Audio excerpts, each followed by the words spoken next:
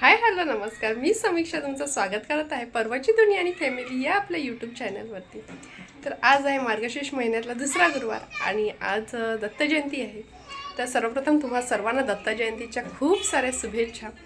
आणि मार्गशीर्षमधला पहिला गुरुवार झालेला आहे, त्या दिवशी काय मी ब्लॉग बनवला नाही. तर आज दुसरा गुरुवार आहे म्हणून मी सांगितलं चला आज थोड्या लवकर आलेली आहे ऑफिसवरनं, तर चला आज ब्लॉग करूया आणि मार्गशीर्ष गुरुवारच्या ह्याच्यामध्ये काय काय करते हे तुमच्यासोबत सर्व शेअर करते. चला आता व्हिडिओला आपण स्टार्ट करूया.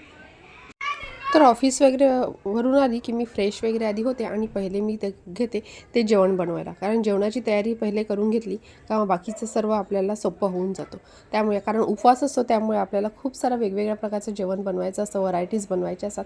म्हणून मी पहिले फ्रेश वगैरे झाली आणि म्हटलं चला मला त्या घरी जायचं होतं पुन्हा दर्शन घेण्यासाठी मार्गशीर्ष गुरुवारचं. तर म्हणून मी साडी काही चेंज केली नाही का, ड्रेस काही चेंज केला नाही, साडी तशीच ठेवून दिली आणि मी फटाफट जेवणासाठी लागली. जेवणासाठी आज साधं सोपं असं जेवण होतं, वालाची भाजी होती. त्यासाठी मी दुधी सोलत होती, तर दुधी वगैरे सोलून घेतलं आणि त्याच्यानंतर मी मस्त असं जेवण करायला घेतलं. आणि उपवास असतो त्यामुळे जेवण वगैरे व्यवस्थित असं पाहिजे असतं. तसं नेहमीच मी जेवण वगैरे व्यवस्थित बनवते, परंतु उपवासाला थोडंसं आपण वेगवेगळे पदार्थ आपण करत असतो. त्याचप्रमाणे ऑफिसवरून आल्यानंतर हे सर्व करण्यात खूप सारा वेळ जातो, म्हणून मी फटाफट जेवण आधी करून घेत असते. कारण बऱ्याच जणांचं असं होतं की मार्गशीर्ष महिन्याचं म्हणजे वर्किंग जे असतील तर मार्गशीर्ष महिन्याचा उपवास धरत नाहीत. तर मला तर असं वाटतं त्यांनी असं करावं की जर उपवास करत नसेल तर सकाळी आपण जेव्हा फ्रेश वगैरे होतो, आंघोळ वगैरे केल्यानंतर देवपूजा जेव्हा करतो तेव्हाच काहीही न खाता पोथी वाचून घ्यावी, तरीही ते मार्गशीर्ष महिन्याचा उपवास केल्यासारखं होतं. म्हणजे एक ते देवीला असं पावतं. असं माझे एक लेख होता, तो वाचण्यात आला होता, तो तुमच्यासोबत शेअर केला. म्हणजे तुम्हाला जर उपवास करायला जमत नसेल तर तुम्ही सकाळी उपाशीपोटी देवीची पूजा वगैरे करून त्याच्यानंतर पोथी वगैरे वाचून घ्यावी. तर तसं केलं तेही ते एक व्रतच समजलं जातं. असं एक लेख आला होता, तो मी वाचला, तो तुमच्यासोबत शेअर केला. जर तुम्हाला उपयोगी पडला तर तुम्ही नेक्स्ट टाईमपासून असं करू शकता की जेवणाच्या आधी म्हणजे आपल्या आंघोळ वगैरे झाली की उपाशीपोटी आपण देवीची पूजा वगैरे करून पोथी वगैरे वाचून घेऊ शकतो. तर असं हे थोडंसं तुमच्यासोबत शेअर केलं आणि त्याच्यानंतर मी माझ्या जेवणाला लागली. जेवण फटाफट बनवून घेतलं. आणि वर्किंग वुमनचं असंच होतं, ऑफिसवरून आल्यावर सर्व करणं ह्याच्यात खूप जास्त वेळ जात असतो.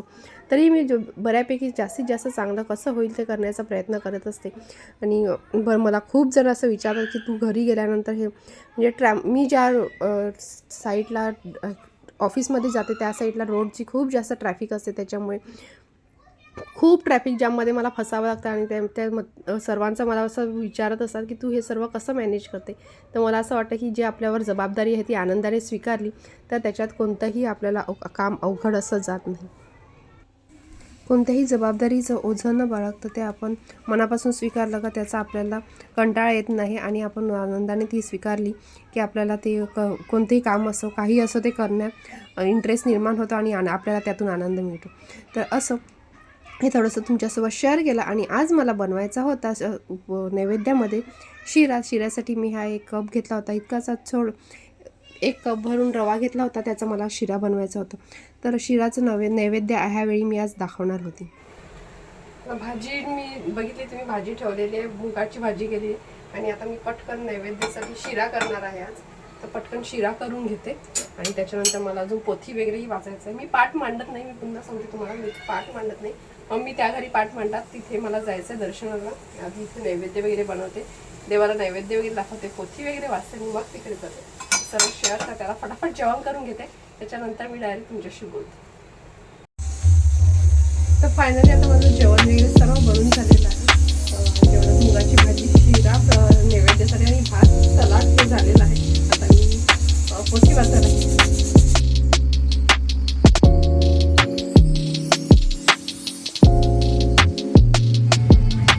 तर आता माझं जेवण वगैरे सर्व बनून झालेलं आहे, पोथी वाचून झालेली आहे. आणि तुम्हाला गाण्याची आवाज येत असेल, लग्न आहे, हळदी आहे इथे, त्यामुळे DJ वगैरे खूप जोरात चालू आहे, त्यामुळे आवाज येतोय. तर आता मी जाते त्या घरी. तिकडे नैवेद्य जे बनवलं होतं त्यातलं थोडंसं नैवेद्य त्या घरी घेतलेलं आहे. तर इथेही पूजा वगैरे थोडी करते, ते तुमच्यासोबत शेअर करते. मम्मीने जो पाठ मांडला असेल त्याचंही तुमच्यासोबत शेअर करते. चला आता जाऊया त्या घरी. 8:15 वाजलेले आहेत. सर्व पर्व वगैरे, भारवी वगैरे, संदीप वगैरे सर्व त्या घरीच आहे. मी इथे जेवण वगैरे केलं आणि आता जाते. आणि गाण्यांचा खूप जास्त आवाज येतो. माझा आवाज येतो की नाही काय माहिती. मग इथे मंडप घातलाय, इथे लग्न आहे. आता आपण आलेलो त्या घरी आणि इथे ही नवीन लिफ्ट, जे आधी लिफ्टचं काम चालू होतं त्याला लिफ्ट नवीन बसवलेली आहे. ते इंटरकॉम दिलेलं आहे.